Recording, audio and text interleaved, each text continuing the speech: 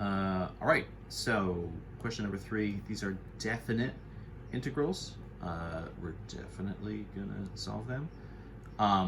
And so what these do is obviously an antiderivative is a part of it, but then you also sub in the values, right? Either the antiderivative at the upper minus the antiderivative evaluated at the lower. So you're actually subbing these numbers in, and in the end you get just a single numerical value, and that's what we call the area under the curve. This is area in this kind of like two-dimensional perspective where we have both kind of positive and negative regions. So even though it's an area, it's not the same as, what you think of as the area for a rug or something, right? Which is obviously only going to be positive numbers.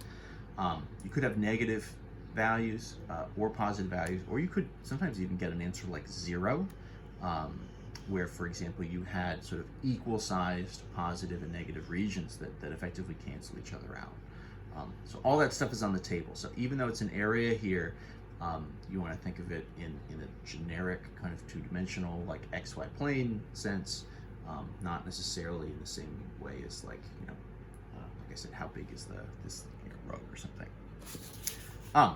All right, let's run down the solutions. So step 1, of course, is just find the antiderivative. Just do the same thing we've been doing. This guy is just a nice polynomial to get us started, so we'll be able to just do some power rule stuff. Add 1 to the power, right? So x3 becomes x to the 4. Divide by the new power over 4 minus 6 times x, right? Become x to the 2 over 2.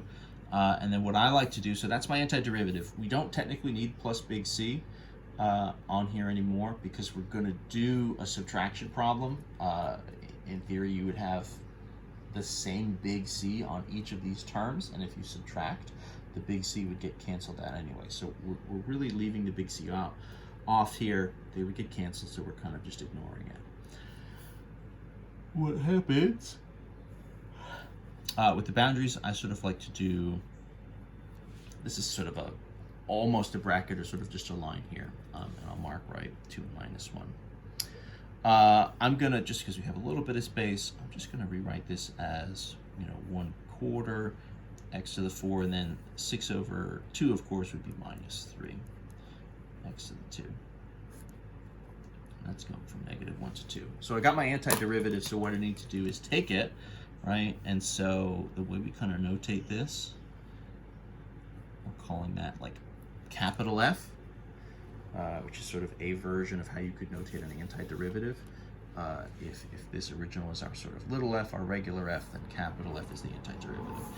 And so what I'm going to do is I'm going to do capital F at B minus capital F at A, right? So I'm going to sort of plug in the top one and subtract it when I plug in the bottom one. And I didn't really make a sketch of this original graph or anything here. I'm kind of just picking these numbers at random, so we're just going to get what we get. I haven't sort of worked this out in advance, so let's just see what happens. So 2 goes in first. So 1/4, 2 to the 4 minus 3 times 2 squared. Parentheses here are very important, very key to sort of making all this work, right? So you do everything here. So this has a subtraction in it. You're going to be tempted at first. Your brain is going to say, oh, so like 2 goes in here and the 1 goes in here with the -1. But that's not the idea, right? 2 goes into everything, right? And it's its own little thing. And then you set up a second one where you put -1 into the whole term again.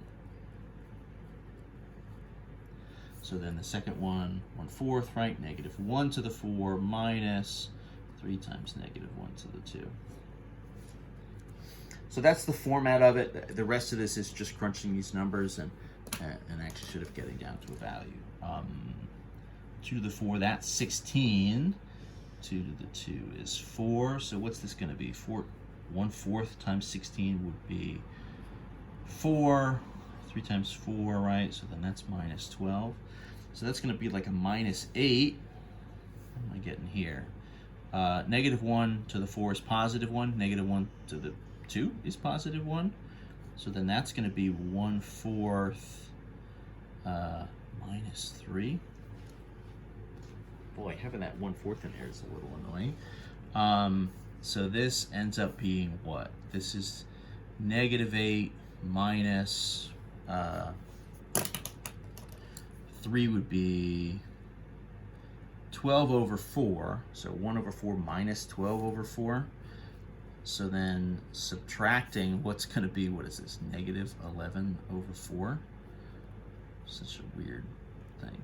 -8 plus 11/4.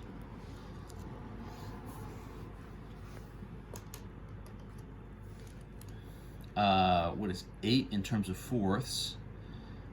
-32 over 4. You can kind of tell that I'm even I get a little annoyed at having to do this stuff, right? You know, in theory, you have your sort of area here, but we got to sort of take it to the end. What are we going to be left with? -32 plus 11. So that's going to be -21 over 4. Otherwise known as -5 1/4. I would say maybe just leave it as a fraction. That's fine. And that's the area.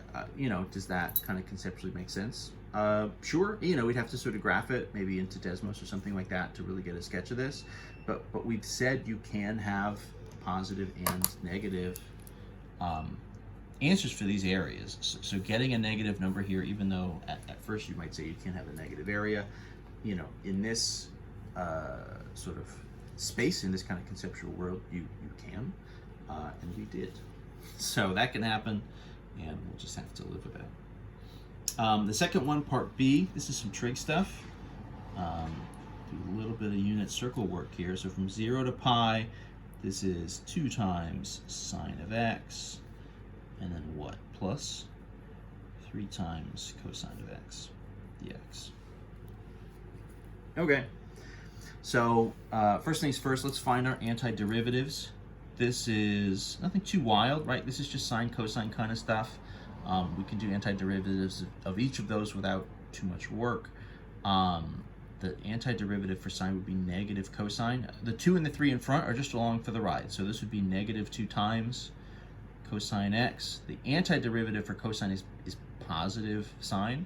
So plus 3 times sine of x, and then that's going from 0 to pi. So this is going to be some unit circle stuff.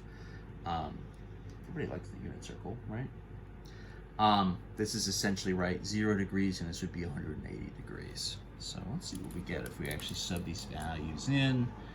And again, we're doing sort of everything into the first. So this is -2 times cosine at pi plus 3 times sine at pi minus the quantity, right? -2 times cosine at 0 plus 3 times sine at 0. Oh my gosh, so many parentheses. So where do all these values end up? Where do these all end up? Cosine at pi is -1, sine at pi is 0, cosine at 0 is +1, sine at 0 is 0. So the sine values are just 0. Those are going to wipe out. What are we going to get here? -2 times -1 is +2, right? Plus 0 minus -2 times 1 is -2. Oh, cool. Okay, so this is 2 minus -2, aka 2 plus 2.